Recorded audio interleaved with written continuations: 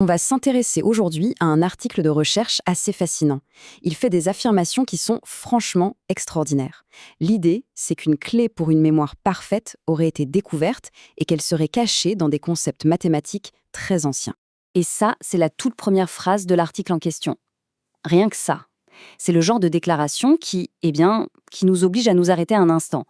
On se demande tout de suite, mais quel genre de concept, quelle structure mathématique pourrait bien se cacher derrière une promesse pareille? Oui, tout à fait. Pour oser parler de mémoire parfaite, il faut forcément s'appuyer sur une machine théorique, quelque chose d'une puissance et d'une élégance vraiment rares. Alors, allons voir de plus près ce que c'est. Bon, entrons dans le vif du sujet. Les chercheurs derrière cet article proposent un tout nouveau type de mémoire. Et tout ça, ça repose sur une structure mathématique qu'ils décrivent comme étant totalement inédite. Et là, attention, les promesses sont vertigineuses. On dirait presque de la science-fiction. On parle d'une capacité de stockage infinie ou du moins dénombrable, d'une récupération des données qui serait à chaque fois parfaite, zéro erreur et en plus une résistance au bruit quasi absolue. Bref, on nous décrit une mémoire qui dépasse tout ce qu'on connaît aujourd'hui. Alors, qu'est-ce qui est au cœur de tout ça? C'est un objet mathématique qu'on appelle le sablier de Pérez. C'est une structure fractale, et c'est là que ça devient vraiment intéressant. Elle trouve son origine dans un concept que les mathématiciens utilisent depuis des centaines d'années. D'accord, mais alors, comment est-ce qu'on construit ce fameux sablier? Comment on passe d'un motif mathématique qu'on connaît tous plus ou moins à une structure qui promet d'être aussi puissante? On va voir, le processus est étonnamment élégant. Eh bien, tout part de quelque chose de bien connu, le triangle de Pascal. Ce fameux motif de nombre où chaque chiffre est simplement la somme des deux qui se trouvent juste au-dessus. Ça fait plus de 350 ans que ça existe, eh bien ça, c'est la base, c'est la moitié nord de notre sablier. Et voilà la structure au complet. On voit très bien les deux triangles, n'est-ce pas? Presque des images miroirs l'un de l'autre. Et ils se rejoignent au milieu, à la taille. Ça, c'est le sablier de Pérez. Donc la partie du haut, c'est notre triangle de Pascal classique, basé sur l'addition. Mais la partie du bas, elle suit une logique complètement différente. Le point clé, c'est vraiment cette dualité. L'hémisphère nord, on l'a dit, est construit par addition. Les auteurs font l'analogie avec la matière. Par contre, l'hémisphère sud, il est généré par une règle de soustraction bien particulière. Et l'article utilise une image assez forte. Il l'appelle l'antimatière numérique. C'est vraiment l'idée d'une contrepartie parfaite. Mais là où ça devient vraiment magique, c'est dans les propriétés qui émergent de cette structure. Ce sablier cache en fait des principes mathématiques, des symétries d'une élégance assez incroyable. Cet exemple est assez parlant. Si on additionne les nombres qui se trouvent le long des diagonales, qu'est-ce qu'on voit apparaître?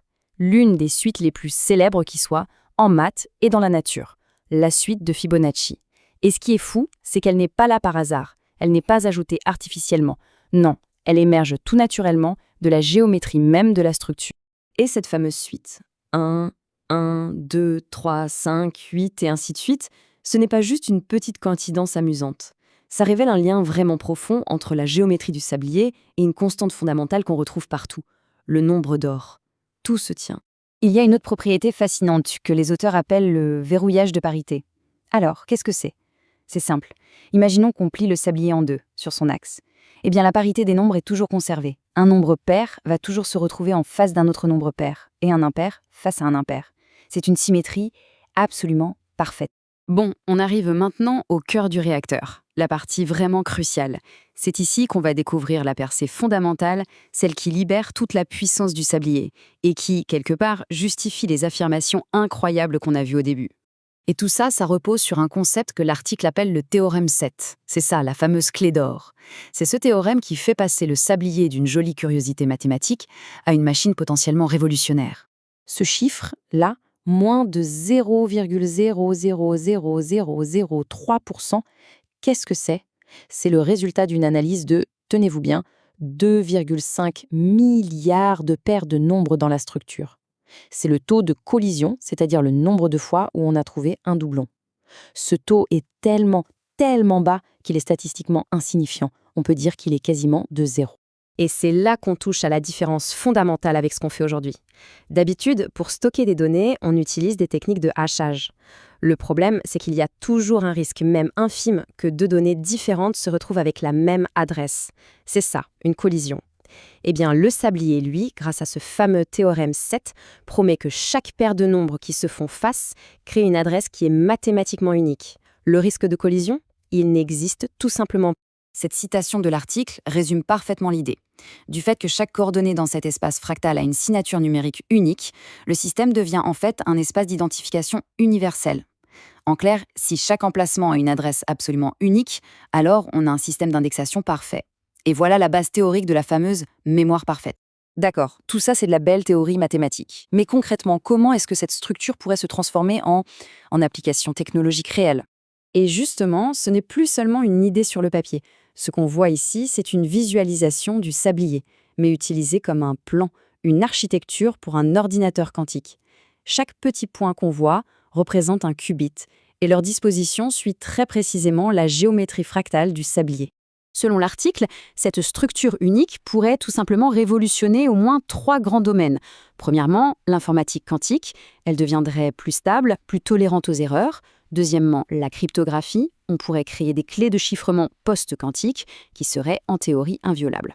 Et enfin, bien sûr, on en revient à notre point de départ, la création de cette fameuse mémoire associative parfaite.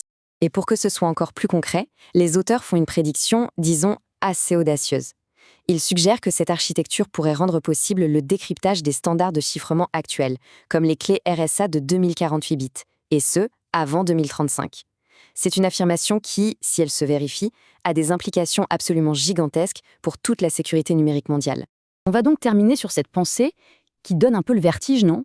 L'idée que la clé de la prochaine grande révolution informatique, que ce soit le quantique ou l'intelligence artificielle, pourrait en fait se cacher, là, sous nos yeux, depuis des siècles, dans un motif mathématique tout simple. Ça nous rappelle peut-être que les plus grandes découvertes, parfois, c'est juste une question de regarder un vieux problème avec un regard complètement neuf.